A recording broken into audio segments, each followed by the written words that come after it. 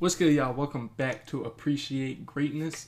I'm gonna move this a little bit. I'm gonna center this up. I only got one bed on my one pillow on my bed. That's interesting. Anyway, I want to talk about the Celtics. Obviously, the NBA playoffs are going. It's been really fun. It's definitely been an adventure. I mean, we've had some great series. We've had some bad series. But a big thing came out, and I think it was pretty known amongst the NBA community to those who were locked in that we knew this was going to happen for the C's. They have to make a move, and Shams said on the Pat McAfee show, I don't remember the exact quote, but something like the league is preparing for the Celtics to make a move. And so I want to just talk about a little bit about what's next for them, what that's going to entail, and how can they move off some of this money and get under the second apron. For those of you that don't know, the second apron, what that does, I believe it's $188 million, I believe. They're at $212 million for next year right now, just between, I believe, 7 guys, and Peyton Pritchard, Sam Hauser, Derek White, Kristaps, Drew, Jalen, Jason. So 7 guys costing $212 million. And then Al Horford, who knows if he's going to retire or stay, and if he re-signs, he's going to have to get 10 to 12 million. In the second apron, again, I believe it's $188 million. And the rules is that you can't have a mid-level exception. So that's that really solid role player level guy can't sign one of those. Can't aggregate contracts in a trade. So if they wanted to trade, before we get to it really, but if they wanted to trade Kristaps and Drew Holiday, they wouldn't be able to, simply because here, I'll give a better example. So say there's a guy who makes $40 million, and they're like, we want that guy. Well, you have Drew Holiday, you have Kristaps Porzingis, who's on $30 million basically perfectly, and Sam Hauser, who's on $10 million. And so you can normally package those two and trade it for that one. You can't do that. You can't aggregate contracts. You can't add those contracts up to make that trade. You can't trade a first 7 years into the future. And it's if you're over the second apron for 3 years of any 5-year window. So if you have 5 years and you're over it for, let's go from 2020 to 2025. If you were over it for 2020, 2022, and 2025, that's the 3 years. That's 3 years, and you lose your upcoming first. So a lot of disciplinary action, if we're being honest, for not getting over that contract threshold, right? Let's talk a little bit about the contracts next year. Tatum's at $54 million, Brown's at $53 million, Drew's at $32 million, KP's at 30, Derek White's at 26, and then Hauser's at 10, Peyton Pritchard's at 7. All of those are the contracts they'll be getting in 2025-26. Obviously, you still have guys like Baylor Shireman who will be under contract. Al Horford, like I just said, we don't know what's going to happen with him. So it's a tough situation that they're in. And Kendrick, I almost said Kendrick Perkins. I'm looking at KP. Kristaps' contract is up after this year. He's got 1 year left. So to me, he's probably the most likely to be moved. I don't think teams are going to want that Drew deal. Derek White's too good to move. Jaylen Brown and Jason Tatum have proven they've worked. Could we see a Jaylen Brown trade? Maybe. I doubt it. I highly doubt it. I don't think there's any reason to do so, but we could.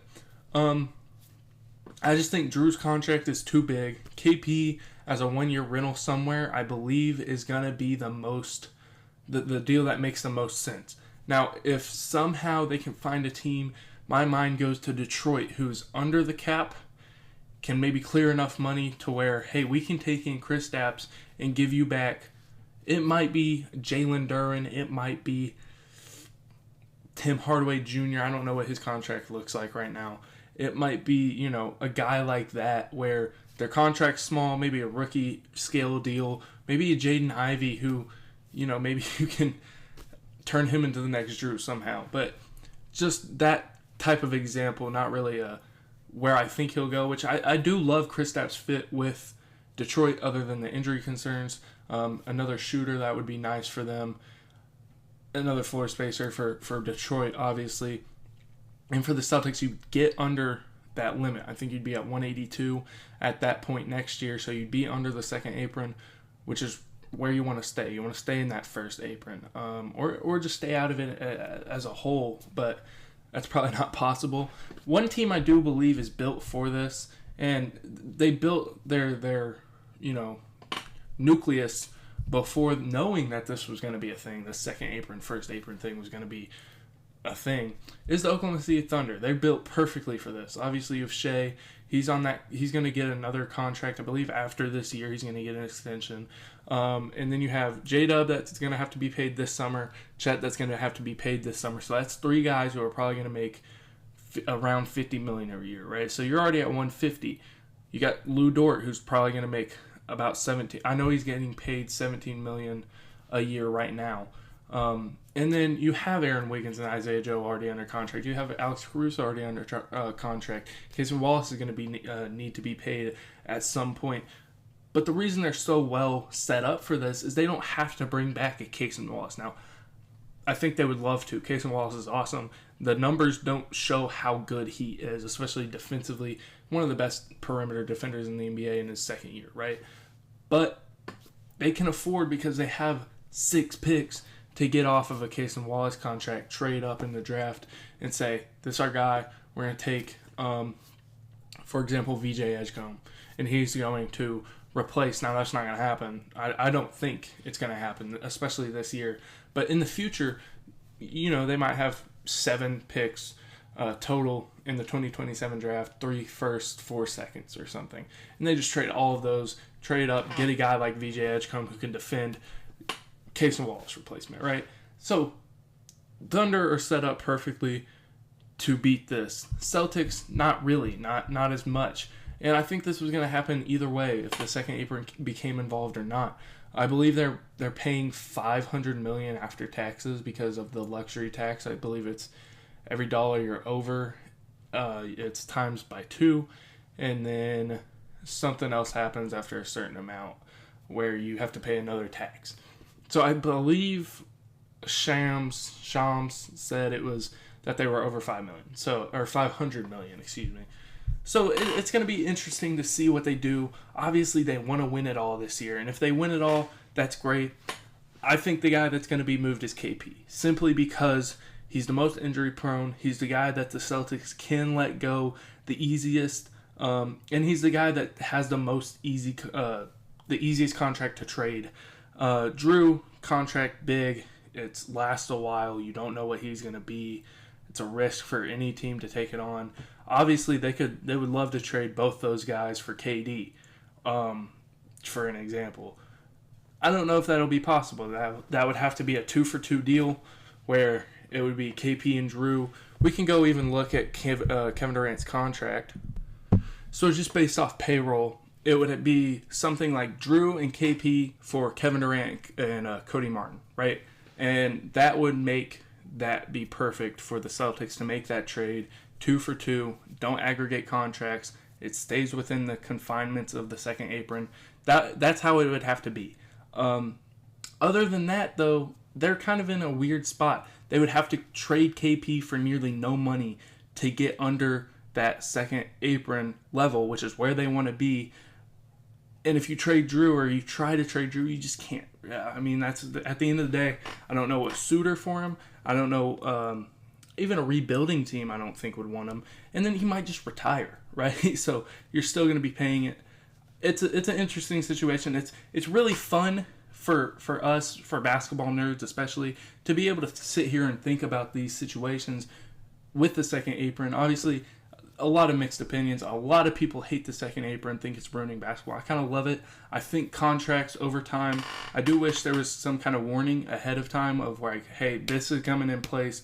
Get these contracts right. Start making changes to the contracts, and then boom, in 4 or 5 years, we're going to hit this. Instead, it happened in an off season, and now teams are having to adjust on the fly rather than having time to change things. I do think we're gonna see a lot less max contracts. I don't think, for example, a guy like Bam Adebayo, right? When he was up for his max contract, well now, back then it was like pay him. Pay him. We have to. Now, you have Chet and J-Dub. Well, the Thunder might say, hey, Chet, you've been injured. You got injured for a full season. You got injured for a half season. You've played 1.5 years. You've been injured 1.5 years. We're having to pay you. We don't trust that you can stay healthy. We're not going to give you the max, but here's this. It's also hard for us to give you the max. This is kind of the area of your salary right now because of the second apron. And I think that's going to kind of be how it is. I do think we're going to see a lot less max contracts. So I think it's fun. I think these types of situations and talks are really fun for the basketball analyst or the basketball nerd who can just kind of sit here and be like, well, this situation, to get under the cap, they got to do this, or this, they got to do this and this. So I think it's really fun. It kind of sucks, but I do think over time, 4 or 5 years, it's going to be a really great deal and we're going to be like, hey, that wasn't too bad.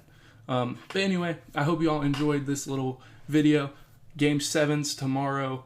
Nuggets. Well, I guess today as I post it, Nuggets Clippers, and then tomorrow we got Pacers Cavs game 1 and Rockets Warriors game 7. So a lot of playoff stuff happening. Stay tuned for the shorts and TikToks after every playoff day, and stay tuned for my videos. Hit that bell icon to not miss one. Thank y'all for watching. Peace.